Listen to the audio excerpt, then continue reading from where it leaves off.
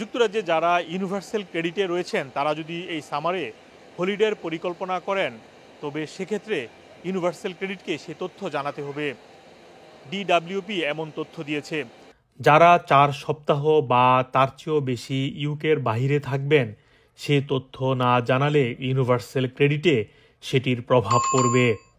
এছাড়াও বলা হয়েছে যারা জব খুঁজছেন অথবা জব খোঁজার জন্য কোচের সাথে অ্যাপয়েন্টমেন্ট থাকবে অথবা জবের ইন্টারভিউ থাকবে, তারা যদি হলিডেতে থাকেন তবে তাদেরকে হলিডে থেকে চলে আসা লাগতে পারে, এমনও তথ্য জানিয়েছে ডিডব্লিউপি।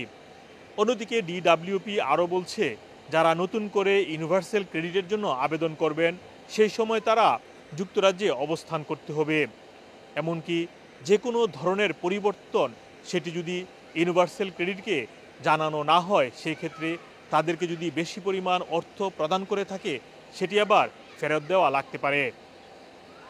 যারা আপনারা এবার হলিডের জন্য পরিকল্পনা করছেন এই তথ্যগুলো বা এই নিয়মগুলো মেনে চলবেন।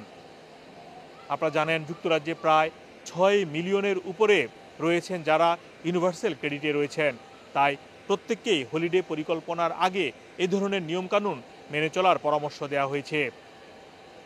মোহাম্মদ আব্দুল হান্নান, 2 নিউজ, যুক্তরাজ্য।